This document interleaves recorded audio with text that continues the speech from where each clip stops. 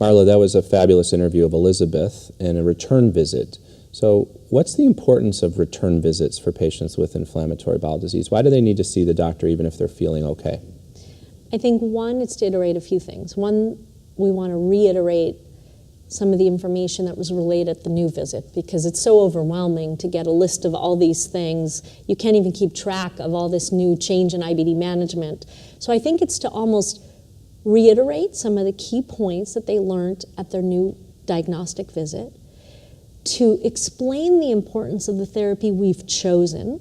In Elizabeth's case, we had already decided that we were going to have a steroid sparing, or what we call exit strategy. She was having a lot of side effects from her steroids. She wanted to talk a little bit more about the therapy we had chosen. We chose Humira. That was her choice. We had discussed multiple options the visit prior to this visit. And we wanted to check in. I wanted her to understand the importance of why she was on this therapy. Mm-hmm. So why can't the patient just wait until they're not feeling well and then call and come in to see the doctor? I mean, what else can you get out of a visit like this? So historically, if you think back about how we used to manage inflammatory bowel disease, we called this reactive. You would say, here's your therapy, call me when you're not doing well. But we've recognized that that kind of approach to IBD didn't move the needle. We really continued to have patients who were perhaps non-adherent to therapies because they didn't really understand the importance of chronic management. That's true. They didn't understand the idea of tight control, which is this novel concept. Well, and out of fairness, it wasn't just the patients, right? We didn't have enough treatments. We didn't even know how to get to those goals.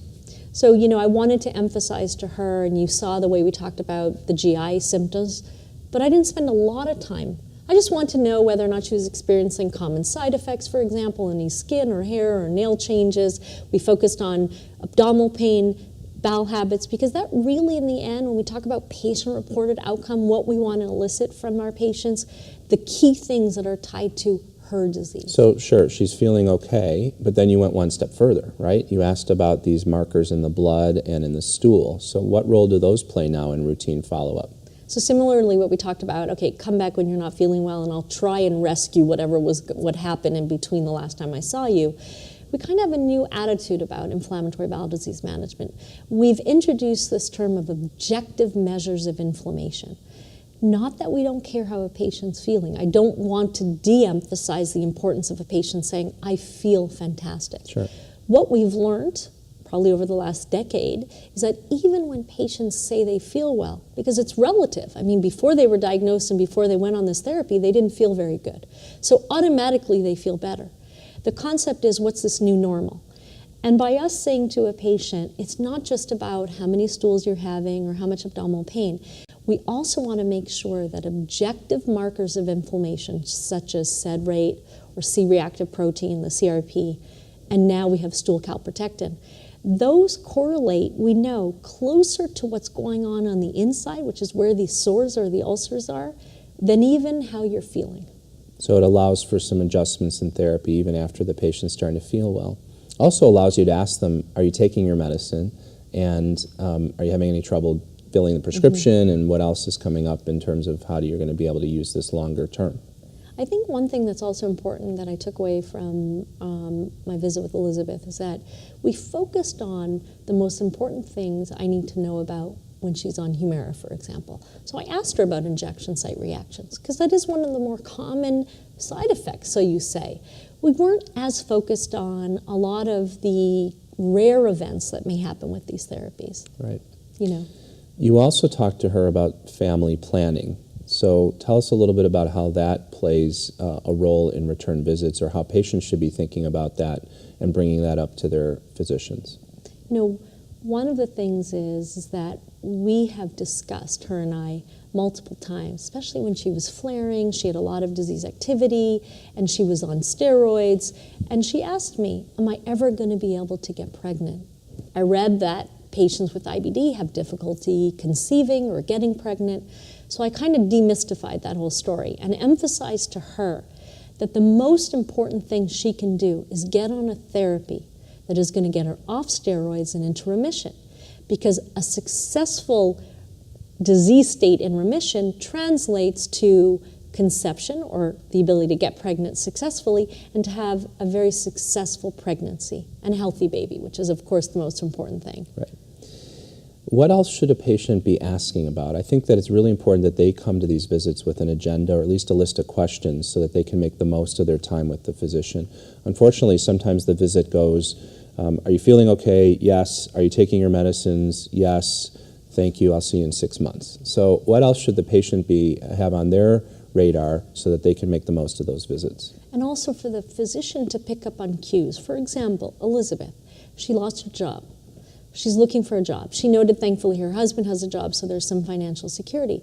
But she was a professional and still remains when she was looking for a new job. Yeah. So that itself is stressful. Yet, what I didn't do is probably pick up a little bit more on it, and I should have really emphasized and asked her how that was impacting potentially her symptoms. Thankfully, she's a pretty resilient person, and she wasn't going to let the fact that she was finally feeling well, she wasn't going to let her lack of job impact it. But if I didn't address it, I would be remiss. I mean, the impact of the disease on mood, anxiety, is often sleep, the inability to get up in the morning, or maybe being in the restroom in the morning, being late for work, not being able to be a functioning person.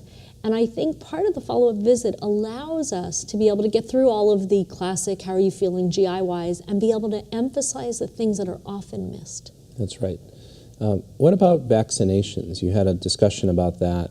How should that play a role in the return visit, the maintenance visit, and what should patients be thinking about that? So it's interesting. Health maintenance, which is often all about prevention, right? We talk about, if you noted, I talked to her about her pap smears.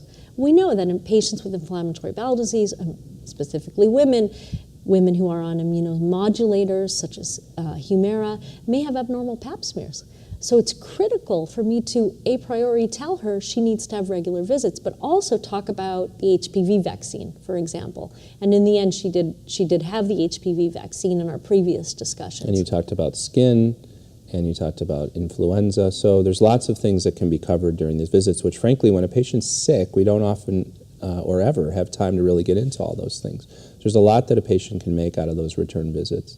So what are your take-home messages? How can a patient be best prepared for the next return visit they have with their physician, and how often should they be scheduling them? There's not enough time for me to see a patient ever. I want them to come in every 3 to 4 months.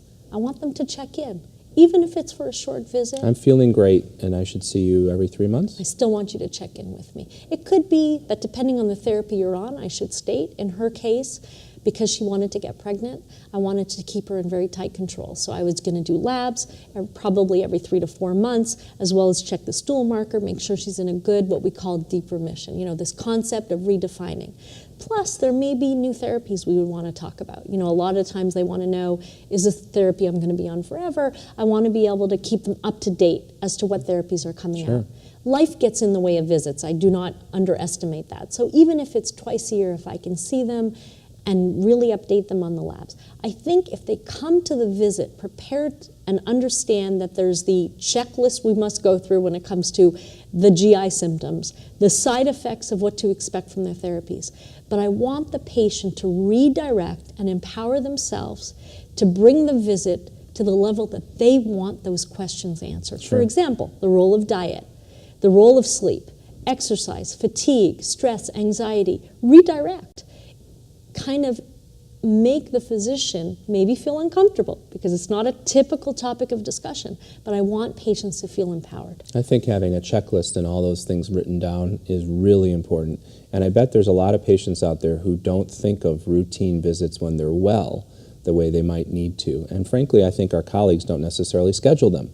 So this is an opportunity for patients to really learn from this particular video series in our discussion today to take more control of their disease. So thanks very much. Yeah, thank you.